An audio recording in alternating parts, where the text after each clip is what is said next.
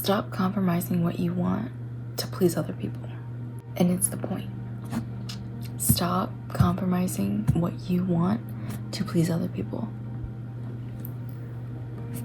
It's very easy to feel bad and to be like, oh man, like I should just do this for them. I should just help them. I should just blank for them. But internally, you know what you want. You know how to get there. And you know that's not how to get there, but you're just appeasing them in that moment. It's very easy to get confused between trying to be generous, trying to be loving, trying to be thoughtful, and then being a people pleaser. Because you want to make everybody happy, because that's how you kind of keep that symphony. That's kind of how you keep that going in your life. And when you don't have that, you want to be able to make that for yourself and for other people. And that's that empathetic person within you. That's that kind person that you are. But that doesn't mean to forget and to compromise your values, morals, beliefs, thoughts. Because for every yes that you don't sincerely mean is saying no to yourself and honestly disregarding your being. And I say this coming from the perspective of literally feeling like I'm in a very people-pleasing mood recently. I've been very feely, very in touch with my emotions, I feel like to say. And I think that's really hard to balance, having to deal with other people and to deal with school. I feel personally like I've been doing a good job, but I think it's kind of hindered me making logical decisions that are best for myself and for my club. Yes, I might be making a big deal about the clubs, and it's not that big of a deal. But the way that I'm seeing this club is my business, how I want it to run, the people I want to involve in my close circle. Not saying that I'm not inclusive, not saying that I only want my friends in it, but I want people that I know and that I trust in my close circle, and that I can lean on and know they will be there for me 110%, because I will be there for them 110%. And recently, I was electing new people into office, and there's been one person who they've been there consistently. They've helped me, supported me, shown up when I needed them to when I've been gone. And they're the next person after me. That's who I want to be the next president after me, to take over my club. Because they have that commitment. They have that desire to step up. And I see it in them. And then I have another person who I'm like relatively friends with. I don't really know them that well. And they also wanted to take the VP position. And it honestly came down to the level of commitment and the level of what they are willing to do and what they desire. From the perspective of, they came a few times and then they really pulled through at the end of this semester, and I am so thankful for them. And they made a comment and said, so-and-so isn't going to be here during like the following semester. And I'm like, yeah, I totally forgot about that. So then you'll move up. And in that moment, I wanted to be like, oh man, you're so right. You should be VP. And I caught myself. And I said, that's a good point. That's when you will step in.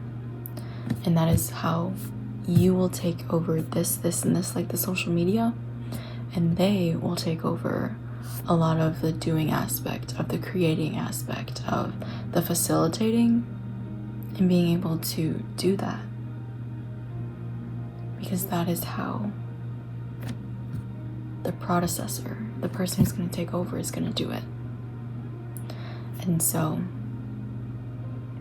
it's really been hard for me not to just jump in and say, please just take this position, you're right.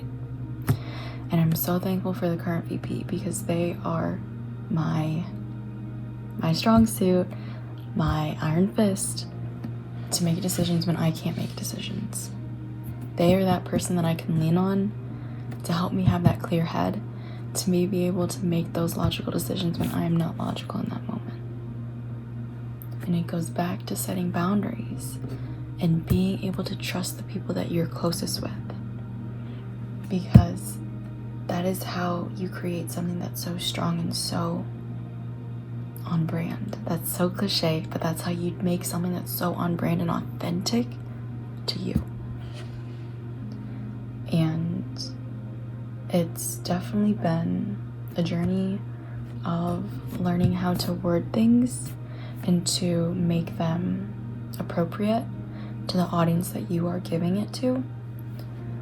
Because you need to know when you have to talk loud. You need to know when you can be soft-spoken, and to know how to use your words powerfully. Because recently I had an acquisition to have another club that they would facilitate and do. And I spoke with like one of the professors or one of like the staff, and I spoke with them and they gave me the information, and it's taken me a bit to respond, and I will admit that. And so I sent them this message and was like, I just wanted to update you. I talked with the faculty member. I will support your guys' group, or I said, once you guys become an official club, I will support you guys in any way possible as a separate entity. I currently have a lot on my plate, and adding this additional moving component would be a lot right now. If there's anything that you have any questions about, concerns, or anything you would like to further discuss, please let me know. I would be more than happy to. It's all about your audience. And literally, I say this because I had a debate, an argument, like a civilized argument on, it was, should pharmaceutical companies be allowed to market to consumers direct, I think it's called direct to customer marketing. And that was just spitfire. I mean, I was very chill and calm during my working group, and in that moment of being able to talk and express and challenge, I just went full force. I literally went full force, full all in, and I spoke my mind. I said, you said about this, and I let them talk. And I said, how does that have any correlation to the company and the relationship with the customer of having that information? Blank. They didn't say anything. And then another person I was talking to, they were talking and then they just went blank. Using your voice and using the way that you say your things is important, because it says a lot about you and your character. Another example from today, I was sitting in this meeting with my other debate team, and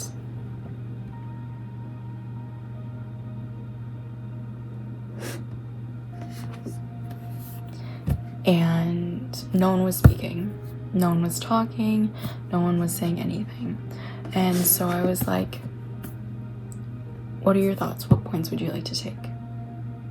So-and-so, what are your thoughts on which one you would like to take? And then it kind of just naturally came to me, and I was like, okay, fine, I'll take it. And maybe I was a little loud. Maybe I was a little talkative. Maybe I took it over.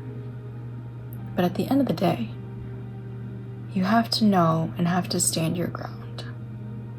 You have to take in your environment, whether that's being the quiet person or being the loudest one there. It's your job to stay true to you and to say what you mean and mean what you say, and set boundaries, and to understand what is going on. Do not compromise yourself Do not compromise your initiative, your innovation, your desires, your motivation, any shuns. Like, it's so easy to dilute that because of the people that you're around. Do not get me wrong. I'm quiet sometimes because I observe, I take in the information. If somebody wants to lead the way, then go for it. I will help support you and back you up and be there for you.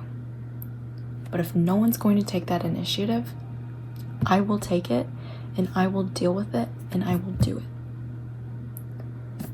But you have to remember, there's a time and a place to say something, and there's a time and a place to not. But there's always a time and a place to say something when it comes down to you holding your ground and your values.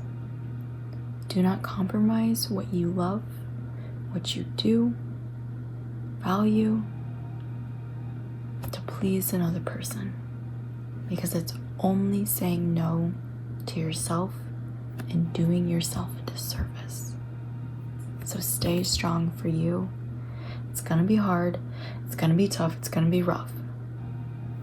But you are the only one who can advocate for yourself and who can truly voice your thoughts, your opinions, and your desires.